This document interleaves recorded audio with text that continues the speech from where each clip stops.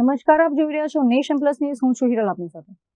સુરતના ઈચ્છાપોર વિસ્તારમાંથી એક અત્યંત ચોંકાવનારી અને હૃદયદ્રાવક ઘટના સામે આવી છે. વિધર્મી યુવક દ્વારા ઓળખ છુપાવીને ધોરણ 12માં અભ્યાસ કરતી એક સગીરાને સોશિયલ મીડિયાના માધ્યમથી પ્રેમજાળમાં ફસાવી તેના પર દુષ્કર્મ ગુજારવામાં આવ્યું છે. સુરતમાં રહેતી 16 વર્ષીય સગીરાને મૂળ બિહારના મોહમ્મદ સાજિદે ઇન્સ્ટાગ્રામ પર મિત્રતા કરી વિશ્વાસમાં લીધી હતી.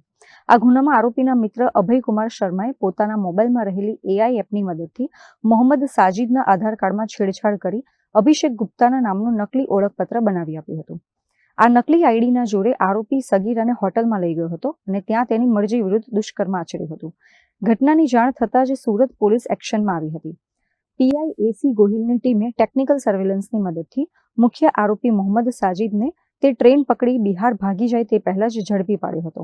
આ ગુનામાં તેને મદદ કરનાર તેના ભાઈ તાબીશ, વચેટિયા તરીકે કામ કરનાર ખુરશીદ અને પોલીસની હિલચાલ પર નજર રાખનાર ઝામીર રાજાની પણ ધરપકડ કરવામાં આવી છે.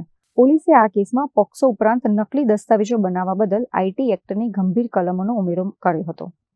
હાલ તમામ આરોપીઓ પોલીસ રિમાન્ડ હેઠળ છે અને આ ટોળકીએ અગાઉ અન્ય કોઈ યુવતીઓને શિકાર બનાવી છે કે કેમ તે દિશામાં તપાસ તેજ કરવામાં આવી છે.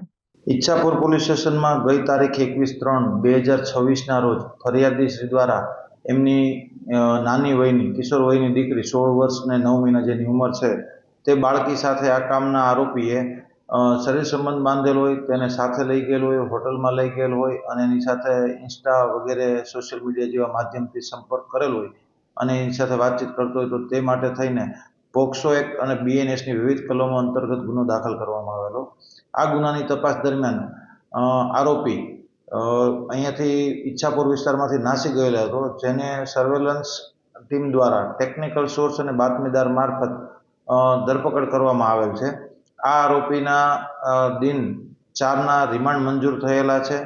આરોપીનું નામ મોહમ્મદ સાજિદ ઉર્ફે અહદ પઠાણ છે અને તપાસ દરમિયાન આ આરોપીને મદદ કરનાર અન્ય 4 આરોપીની પણ ધરપકડ કરવામાં આવી છે.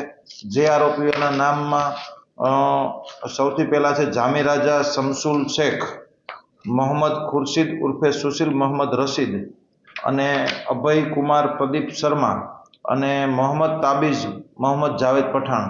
જેમાં મોહમ્મદ તાબીઝ પઠાણ જે છે તે હાલનો આરોપી જે છે છોકરી સાથે જેને શરીર સંબંધ બાંધેલો હતો તેનો સગો ભાઈ છે, તેને ભાગવામાં મદદ કરેલી હતી અને ઝામીર રાજા શમસુલ શેખ તેને પણ આરોપીને ભાગવામાં અહીંયાથી મદદ કરેલી હતી. એ સિવાય અન્ય આરોપી મોહમ્મદ ખુરશીદ ઉર્ફે સુશીલ, જે આરોપીએ બંને આરોપી તથા ભોગ બનનાર વચ્ચે સંપર્ક કરાવવામાં તથા જ્યારે બંનેનો સંપર્ક ના થઈ શકે ત્યારે એક મેસેન્જરની ભૂમિકા ભજવીને એકબીજાની વાતો એકબીજા સુધી મેસેજ પહોંચાડવાની અને જે જગ્યાએ હોટલમાં શરીર સંબંધ બંધાયેલા છે તે હોટલ દેખાડવા હોટલ સુધી લઈ જવામાં પણ આ આરોપીનો મુખ્ય રોલ છે. આ સિવાય અભયકુમાર પ્રદીપ શર્મા નામના વ્યક્તિની પણ ધરપકડ કરવામાં આવી છે, જેને હાલના આરોપીને પોતાનું નામ આધાર કાર્ડમાં ચેક કરીને સુધારો કરીને એપ્લિકેશન દ્વારા એનું નામ અભિષેક ગુપ્તા કરવામાં આવેલું, જે કામ કરવામાં આને મદદ કરેલી, જેથી કરીને હોટલમાં હાલનો આરોપી છે જે મોહમ્મદ સાજિદ તે આધાર કાર્ડ આપે તો એનું નામ મુસ્લિમ તરીકે ના આવે પરંતુ હિન્દુ તરીકે એનું નામ અભિષેક ગુપ્તા આવે એ રીતના આધાર કાર્ડ આપેલું. અને હાલનો આરોપી છે તેને પણ પોતે ફોટોશોપી એવી કોઈ એપ્લિકેશનમાં જઈને જે ભોગ બનનાર છે એની ઉંમર 18 વર્ષ કરતાં વધુ બતાય આધાર કાર્ડમાં એ રીતના એડિટિંગ કરેલું છે. તો હાલ આટલી તપાસ થયેલી છે. આગળ આરોપીના રિમાન્ડ મંજૂર થયેલા છે તો આરોપીઓના ક્રોસ ઇન્ટ્રોગેશન કરી તે લોકોના.